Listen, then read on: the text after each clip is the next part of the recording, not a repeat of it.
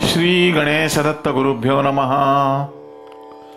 चैतन्यः शाश्वतः शांतो व्योमातीत निरंजनः बिंदुनाद कलातीत तस्मै श्री गुरुवे नमः। परमपूज्य सद्गुरू श्री रामकृष्ण क्षीरसागर स्वामींना वंदन करून संघटित सत्संग मंडळांच्या या गुरुकार्यातील मोहिमेमधल्या 1284व्या भागाचं मी पठण करीत आहे। आज अश्विन कृष्ण तृतीया, मंगळवार दिनांक 31 ऑक्टोबर 2023। उपदेशामृत संग्रह भाग 5 या ग्रंथातील परमपूज्य सद्गुरू श्री रामकृष्ण क्षीरसागर स्वामी यांनी श्री क्षेत्र गाणगापूर आनंद यात्रा 1992 वेळी भक्तांशी केलेले हितगुज याचं पठण सुरू आहे। पुढील भागात परमपूज्य सद्गुरू म्हणतात, धर्माचे आचरण करणारी माणसे सुखी असतात। मनुष्याला चिंता दिल्यानेच त्याच्याकडून परमेश्वराची उपासना घडत असते। ही योजना त्याने करून ठेवलेली आहे।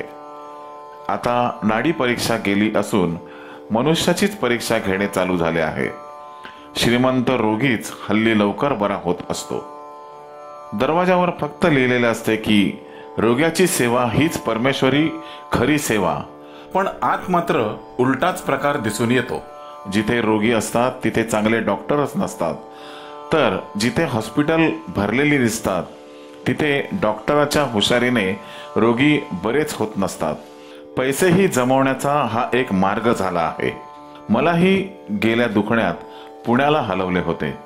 रुबी हॉस्पिटलमध्ये ठेवण्यासाठी नेले होते, पण वाटेत जर मी कोमात गेलो असतो तर ते मला वाटेतूनच परत आणणार होते। आता देखील पुण्यात औषधोपचार चालू असताना नगरला परत जा म्हणून सांगितले। एकदा तर मला त्यांनी दवाखान्यात राहायला भाडे भरायचं नसेल तर अर्ज द्या म्हणून सांगितले।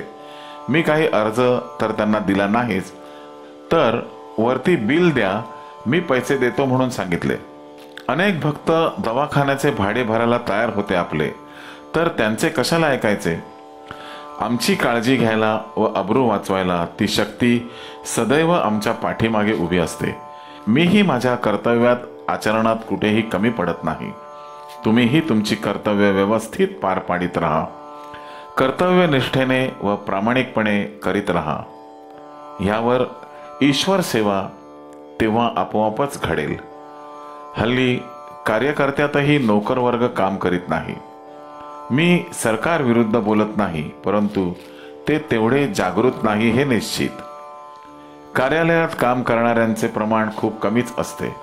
आपण जर त्यांना पैसे दिले तरच आपली कामे होतात। आपण आपल्या कर्तव्यातच कमी पडत असतो, तेव्हा देशही पुढे कसा जाणार हे सर्व ठराविक वर्गालाच कळत असते।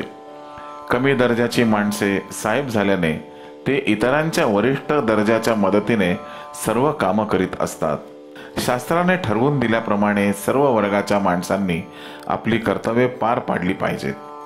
भगवंताने आपल्याला मानवी देह दिलेला आहे, तेव्हा आता व्यायामही आपण तो देह सांभाळण्यासाठी केला पाहिजे। आपला व्यायाम करून घेण्यासाठी, हातपाय हलवण्यासाठी वरून काही वेगळी माणसं त्यासाठी येणार नाहीत। नोकर चाकर साहेब झाल्याने त्याला सही कुठे करायची हेही खालच्यांनीच सांगावे लागते। तुम्ही सर्वांनी घरची कर्तव्ये चोख पार पाडा। आई वडिलांची सेवा करा, ते मागतील ते त्यांना आणून देत जा। कर्तव्य हल्ली कोणी करत नसल्याने सगळ्या घराघरात दुखणी भांडणे दिसून येतात। घरातील सर्वांची तोंडे वेगवेगळ्या दिशेने असतात। ज्यांना प्रत्यक्ष कर्मकांड करता येत नाहीत त्यांनी जीवनातील इतर कर्तव्ये निष्ठेने करावीत। प्रत्येक जण समाजात पोथी वाचणे, जपजाप्य करू शकणार नाही। ईश्वर प्रत्येक कर्माला साक्ष असतो। ही अतिशय प्रचंड शक्ती असल्याने तिला तुम्ही ओळखू शकणार नाही, परंतु तिचा प्रभाव मात्र सर्वांना दिसून येतो। वारा आला की समोरच्या झाडाची सर्व पाने हलू लागतात व त्यामुळे मोठा आणखी वारा येत असतो। या शक्तीचे वैशिष्ट्य हेच आहे की सर्व पाने एकाच वेळी हलू लागत असतात। एकही पान हलायचे शिल्लक राहत नाही। मी इथे गाणगापूरला श्री गुरुचरणांच्या दर्शनासाठी गेली गेली 49 वर्षे नित्याने येत आहे. या गुरुदर्शनामागे आपल्या आई वडिलांचा तसेच गेल्या 10 पिढ्यांचा संबंध असतो. कोणीतरी पूर्वजांनी दानधर्म केवळ समाजसेवा निरपेक्ष चांगल्या बुद्धीने केलेली असते, त्याचेच हे फळ असते. तुम्ही सुद्धा तसेच भाग्यवान असल्याने हे असे ईश्वर अनुग्रहित गुरु तुम्हा भक्तांना अचानक लाभलेले आहेत. जसे पाण्यात निर्माण झालेले बुडबुडे पाण्यातच विरून जातात, म्हणजेच त्या बुडबुड्यांचे पाण्यातच मिलन होते, तसे तुम्ही तुमच्या कुळातील पूर्वपुण्याईने इथवर येऊन पोचलेले आहात. आता तुम्ही इथून दुसरीकडे जाऊन काहीही गडबड करू नका. श्री रामदास स्वामींच्या बाबतीतही त्यांच्या पूर्वीच्या 12 पिढ्या श्रीरामाची सेवा करीत होत्या, म्हणून 13व्या पिढीत त्यांचा जन्म झाला. तुम्हीही सर्वांनी हा तुम्हाला मिळालेला अमोल साठा जपून ठेवा. मिळालेल्या अशा थोर गुरूंची सेवा करीत राहा. आणखी कोणीही आता या भूतलावर गुरु निर्माण झाले तर तिकडे जाऊन तुम्हाला त्यांना भेटण्याचीही गरज नाही. समाजात जर अशा व्यक्ती एकाच वेळी अनेक आल्या तर सामान्यांना त्यातून योग्य निवड करता येत नाही. अशा अनेक व्यक्ती जन्माला येणं ही सुद्धा एक प्रकारची मायाच असते. हे शास्त्र ज्याला कळेल तोच या सागरातून तरून जाईल, हे तुम्हाला समजावे म्हणून परखडपणे सांगत आहे. हे सांगण्यामध्ये कोणाचीही निंदा मला करायची नाही, हे लक्षात घ्या.